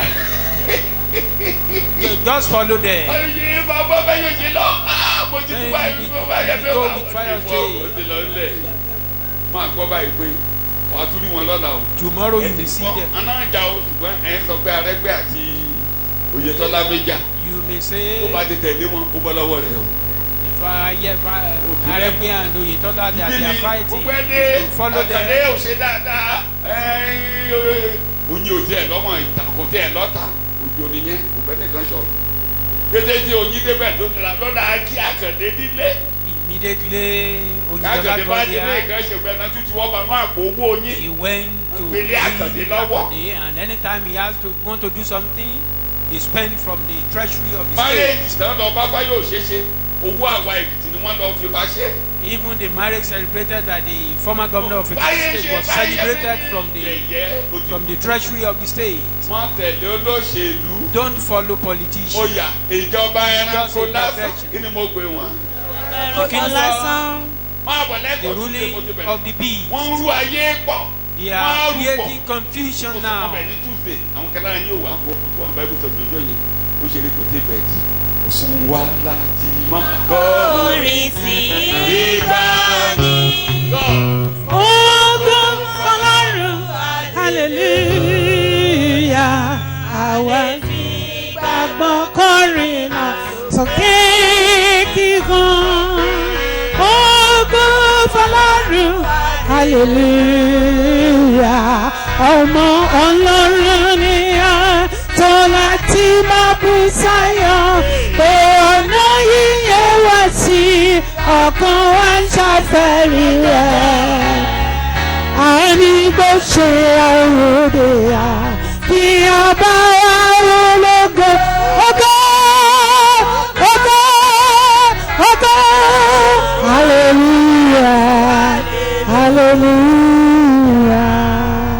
tó kò fún wa bẹ́ẹ̀ ṣe We are not tired. ìjọ kan náà dédé kẹsẹ̀ mi kò bẹ́ẹ̀ pé kí n máa bọ̀ gbogbo tó One day, wá sí mi. One day the work will stop, akànfẹ́ fi díẹ̀ lẹ̀ and just to do Kálí gbà train a little to make sure we train some people. tó bá wú ẹ wá kó wá fúnra If you like, you Má wá o. come for máa yourself. yí gbòòrò ká. Otherwise, continue roaming the kò street. fún àwa We are not we tired. are never discouraged. Nígbà ìjákulẹ̀ láàyè. ó ní àárẹ̀ kò mú wa We are not weary. bí a ṣe ní iṣẹ́ ìránṣẹ́ As we yìí have àárẹ̀ this ministry, we are not weary. That is 2 Corinthians orí ìkẹrin chapter 4, ẹsẹ̀ ìkejì ní kò ká. verse 2. àárẹ̀ kò mú wa. We are not weary. àwa ti kọ́ ń gbogbo ìkọ̀kọ̀ ẹsẹ̀ ìkíní ẹsẹ̀ Forsake ìkejì tó ní every secret Tú sílẹ̀. a ò fi ọwọ́ Àwa kò rìn lé ẹ̀tàn, bẹ́ẹ̀ ni àwa kò fi ọwọ́ ẹ̀tàn mú ọ̀rọ̀ Ọlọ́run. ọwọ́ ẹ̀tàn mọ́ We ọ̀rọ̀. are not handling Ṣùgbọ́n the word nípa of God. fífi òtítọ́ hàn, àwa ń fi ara wa lé ẹ̀rí ọkàn olúkúlùkù ènìyàn lọ́wọ́ níwájú Ọlọ́run. Ṣùgbọ́n bí ìyìnrere wa bá farasin, ó farasin fún àwọn ẹni tí ó nà. You don't understand. káwọ̀ ẹ̀ lé gbà Lay your hand on your bó head ṣe ló fẹ́ wó that you want to destroy ọdún yourself. bẹ́ẹ̀ Paul says so. ó láwọn tí. Nínú àwọn ẹni tí Ọlọ́run ayé yìí ti sọ ọkàn àwọn tí kò gbàgbọ́ di afọ́jú, ẹnì kan ti fọ́jú ẹ. kí ìmọ́lẹ̀ ìrere Kristi tí ó lógo ẹ fọ́. You are already blind for them. mọ lónìí kò yẹ kó tó ẹ fọ́. You are not to be remembered. ọjọ́ ìmọ́lẹ̀ rè Today is the day of ọjọ́ tó life. ju ẹni ńlá rè The day you have open ọjọ́ tó máa dá eyes. fún ọ rè The day it will be well with ojú ẹ̀ you. fọ́ lónìí. bẹ́ẹ̀ni. Kí ó má ṣe mọ́lẹ̀ nínú wọn nítorí àwa kò wàásù àwa tìkára wa. náà bá fún àwa àbójú sọ pé àsọwọ́ ẹ̀yẹ ni ní ọjọ́ àjọ̀dún mi. Or do you hear me to say today is my celebration? I'm less concerned about gbogbo that. ọjọ́ lọ́dún. Every day, gbogbo ọjọ́ ni ọjọ́ àjíǹde. every day, Abo- resurrection. àwọn kan máa ń jáde wá sọ pé. Some people do afraid tọ́ba ti kọ́lé àjíǹde. when àwọn we máa ń are já. singing the song of resurrection. hallelujah. ṣé èèyàn ti kú. They be asking, is somebody there? hallelujah hallelujah. hallelujah ogun sì tán. ṣé olùgbàlà jáde mọ́lẹ̀ orí ayọ̀ ó máa kàn hallelujah. ó dẹ̀wọ̀n ó Ó dẹ̀wọ̀n. jẹ́ wọ́n ló àpàdé, ó ṣílẹ̀kùn ọ̀run sílẹ̀. Ẹ kọrin ìṣẹ́gun rẹ̀,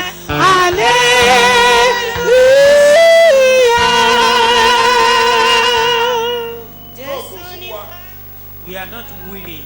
kàn máa bọ̀. Just come. tó bá wù ẹ́ wá wọ́n wà If you like, come. Otherwise, mo ti débi So be. àpótí májẹ̀mú mo Act wá of ń covenant. sọ̀rọ̀ pé ọ̀pá arónì tó the staff of Good. Aaron that ẹnìkan blows wá up. fẹ́ bá mi ka númérì Somebody orí is about to read number ìkẹtàdínlógún 17, ẹsẹ̀ ìkẹjọ verse 8. orí ẹ̀ la sọ pé láàrin gbogbo ọ̀pá Among kó jọ all sílẹ̀ those tóníkàlùkù sọ pé stars, èmi ni Muhammadu when there was a controversy that our church is the best, Moses is the one. ó sì ṣe ẹ má jẹ àjẹyàn ó ti tó òkúta No tó controversy. kókó lọ. ẹ má jẹ àjẹyàn. We shouldn't Ẹ kọ́ argue with baálẹ̀. ourselves. Surrender your eléyìí star. tún bá tèèyàn ní kẹ́dì mú Anyone eléyìí that tún bá ti you follow nìyẹn him, àtàná anyone that arúgbó you close up. agbèfò jáde Amen. ẹni bá ti dì mú ẹni bá ti wá sọ̀rọ̀ rẹ̀ tó tó sẹ́yìn rẹ̀ ayéré àtàná Amen. arúgbó Amen. agbèfò jáde Amen. wherever you are wherever you are ó tàná Amen. ire mi.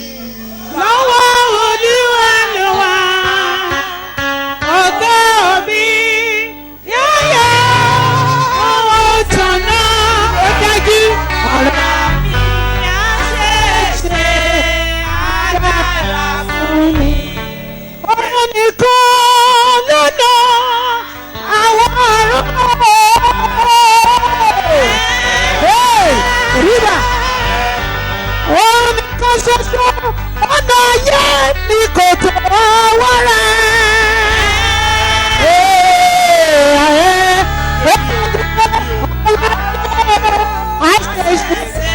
Níwájú Olúwa, mo mọ̀ wípé ilé mi lọ́wọ́ Olúwa lè rà. Omi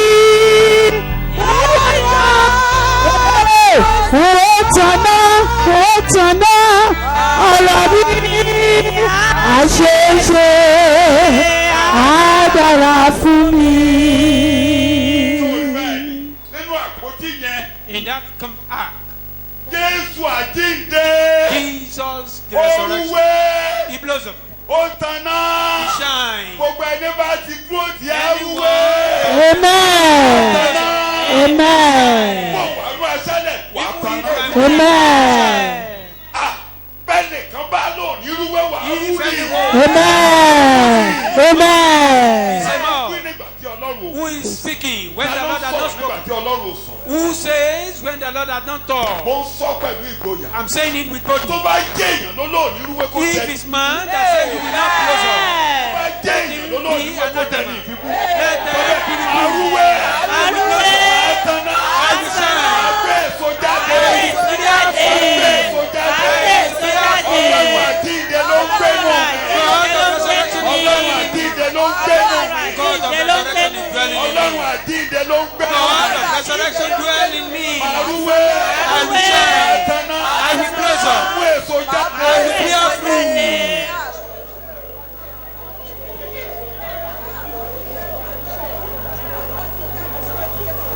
Jésù Olúwa. In Jesus' gbogbo ẹ̀mí tó dà dàbẹ́ ni pé tí wọ́n àwọn èèyàn ti sọ̀rọ̀ All tàbí ti sọ̀rọ̀ those that think that some people have spoken Bá jẹ́ contrary lórí thing, be it inside the ló ti church, sọ̀rọ̀ they spoke láàárọ̀ here. yìí ẹ̀ tàn náà.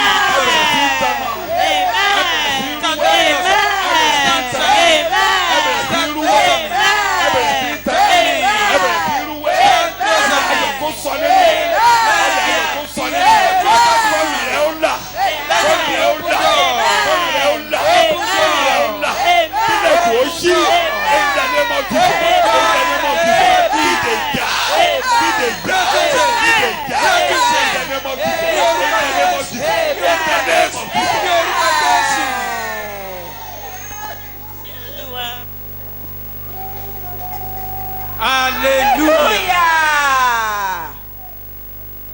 Ọ̀pá Árónì Aaron's staff ó wà nù ẹ̀. is there. Kò tí ẹ̀ rí yẹn lẹ jókòó yìí. Though you are the Ark of Covenant. Torí mo I kékékéké said it. mo I ní jọ́wọ́ lọ́rọ́ I wọlé. shouted. I said, when did the word Èmi enter? yóò kọ òfin mi sí. I will write my law in their heart, Mi ò ní kọ́ sínú òkúta. not in the place of stone anymore, or table of stone anymore, Èmi but yóò in your máa gbé heart. inú wọn. I dwell in them. Èmi àjíǹde á máa gbé. I, resurrection, will dwell Máa in jẹ́ them. Ọlọ́run. I will be their God, Wọ́n á jẹ́ ènìyàn. and they will be my people. Tí máa jẹ́. That is Ark of Covenant. Lórí ẹ̀ On that, níbi tá ń pè ní ìtẹ́à. that is where we call Lókè seat orí ẹ̀ báyìí. of mercy. Níbi tá ń On pè top ní of it, ìtẹ́à. that is the seat of mercy. Ṣé ẹ rí gbogbo tó wà nínú gbọ́ mi o fẹ́ parí. Listen to me. Màá sọ ẹ fún mi ní ìṣẹ́jú mẹ́wàá. Give me just 10 minutes Kí n more. ṣàlàyé Let me ìtẹ́à explain. bí mi ò débi The ìtẹ́ seat orí of ọ̀fẹ́ mercy. màá na ọ̀rọ̀ jáde. If I'm Níbi unable to tí a read mọ̀. the throne of Gbogbo tó grace, wà nínú àpótí ẹ̀rí yẹn. all that are inside that Ark Ó of bí Covenant, Ọlọ́run nínú. God is furious about it. Ísírẹ́lì kùn Israelites were grumbling. òfin tí a gbé lé wọn lọ́wọ́. The law that was Òfin given unto ṣiṣẹ́ them. ìbínú. The law is doing the work of wrath. Gbogbo tó wà nínú àpótí ẹ̀rí yẹn. All inside the Ark Àkàrà of fi hàn. Covenant. Wọ́n kùn. As you pray, they grumble. God took their Tó wà breath. nínú àpótí ẹ̀rí yẹn nínú bí Ọlọ́run. All that were inside that Ark of Ọ̀dà. Covenant is Mo máa ń sign wo nǹkan of yìí. wrath of God. Màá máa pa ẹsẹ̀ nì lójoojúmọ́. Anytime I'm looking at this thing, I will Ẹ wá continue gbé killing them. Etí àánú sórí ẹ̀. Now you place the Tí seat àánú of yẹn. mercy upon it. Àlùfáà tó bá ti fẹ́ kí n bínú. You priest, you don't want me to be Wàá máa furious da with you. ẹ̀jẹ̀ sí orí ìtẹ́ àánú. Put blood on this seat of mercy. Lórí ìtẹ́ àánú yìí. On that seat of mercy. Lẹ́ẹ̀kan lọ́dún. Once in a year, Kó lórí àlùfáà kó wọbẹ̀. the high priest will come there. Kó rọ ẹ̀jẹ̀. You put blood, Blood. Àgbò fún ara rẹ̀. as, Ìkan ewúrẹ́ kan fún gbogbo ìjọ. Ìkan fún ìwọ gan olórí àlùfáà. Dá ẹ̀jẹ̀ sí. Torí An màá ox pa ọ́. for yourself. Màá pa ìwọ lórí àlùfáà. and a goat for the whole congregation. Wọ́n mú ewúrẹ́ kan Come tó along with that mọ́. blood. A clean goat, Ẹ̀jẹ̀ rẹ̀. the blood. You will put it in it. Ewúrẹ́ kejì tí ẹ bá mú fún ìjọ yẹn. The second goat for the Wọ́n congregation. àlùfáà gbọ́wọ́lé báyìí. You priest, you will lay your hand Wọ́n wá on it. jẹ́wọ́ ẹ̀ṣẹ̀ gbogbo You Ísírẹ́lì. confess the sin of all Wọ́n Israelites ṣìnà on it. kirikiri. They've gone Gbogbo astray. bí wọn. All their wickedness. Wọ́n á rán Confess it. jáde láti ọwọ́ ẹnìkan. You send it out Sí to ilẹ̀ tí a someone òro. to Kórìíra. wilderness. A scapegoat. Ká má rí mọ́. A scapegoat. Gbogbo ẹ̀ṣẹ̀ tí wọ́n dá yẹn. All their sins. Jẹ́ kó lọ. Let it go with Èmi the ò ní goat. rántí mọ́. I will not remember it again. Èmi ò ní I rántí will mọ́. remember it no more. Wá da ẹ̀jẹ̀ yẹn síbẹ̀. You pour the blood Tó bá ti ń dà sí. and that seat of mercy. Ara As wa you pour it, I be comforted. Màá wá mi ò bá ti ń wo bẹ̀ yẹn. As I'm looking at the seat Wá of ti wo mercy, Ísírẹ́lì báyìí. anytime I look at Gbogbo Israel, ibi tí wọ́n ṣe all evil committed, kò ní wá by sínú them, ìrántí lọ́dún. I will not remember them again. Màá ṣàánú fún àìṣedéédé wọn. I will have mercy on their Wọ́n á wá iniquity, ẹ̀ṣẹ̀ wọn. Wọn ò ní rí mọ́. and their sin will no more be found in Ago my presence. ìkorò. The cup of Ago wrath, ìbínú. the cup of wrath, the Tó cup wà of lọ́wọ́ bitterness wọn, in mo their gbà. hand. I took it away from them. Nígbà tí Jésù dé. When Bí Jesus olórí came, àlùfáà as wọn. the high priest of good things, Kí ni mo forúkọ rẹ̀? lórí àlùfáà rere. Owó àgọ́ yẹn lọ. he never entered into that Ẹ̀ka ẹ̀bẹ̀ mi tabernacle. ẹ̀dẹ́lẹ̀ ẹ̀dẹ́lẹ̀ kan. Read Owó àgọ́ that tó Hebrew mú yẹn lọ. chapter 9 when you get home. Màá parí ẹ̀kọ́ yẹn lọ́sẹ̀ tó. I will tí ó finish ní àwò this. túràrí wúrà. Parí ẹ̀ máa parí ẹ̀ lọ́sẹ̀ tó. Má kà bí bébì. Má kà bí àkókò mi ti lọ. Ẹ̀dẹ́lẹ̀ kan. Ẹ̀pàdé mi lọ́jọ́. Read when you get home. wọnú àgọ́ tí wọ́n lọ. He never entered into their own ó wá tabernacle. mú ẹ̀jẹ̀ òun ti ká lára He rẹ̀. took his own kì í blood, ṣe ẹ̀jẹ̀ ewúrẹ́. not kì í blood ṣe of ẹ̀jẹ̀ goat gbọ́rọ̀ màlúù. or that of oxen. lẹ́yìn ìgbà tí ó ti ṣe ìwẹ̀nùmọ́ ẹ̀ṣẹ̀. After the cleansing of ó sin, wá gbé ẹ̀jẹ̀ yẹn fúnra ara. he took that blood himself, ó gbé lọ síbi ìtí àwọn. took it to the a seat ti of ró mercy. níbi pẹpẹ sísun a ti so ẹbọ náà má wo pẹpẹ sísun Now, aró ẹ̀jẹ̀ yẹn after- kalẹ̀. ó wá gbé ẹ̀jẹ̀ yẹn. He ó took wá the gbé lọ blood síbi pẹpẹ túràrí níbi ìtí àánú. to the altar of Dípò tá a incense, fi to the dànù. seat of mercy. ó wá so ẹbọ náà. Instead of pour it on it, he tie it to the ó wá hand. so mọ́ bẹ́ẹ̀. He tie it to the ẹ̀jẹ̀ yẹn ń hand. bẹ níwájú The Ọlọ́run blood lónìí. is there in the presence of God tó bá today. ti rí ẹ̀jẹ̀ Anytime you see tó bá ti blood, rí ẹnikẹ́ni anytime God see tó anyone, wá síbi ẹ̀jẹ̀ come Jésù to the blood of tó mercy dì mọ́ ẹ̀jẹ̀ of Jésù Jesus.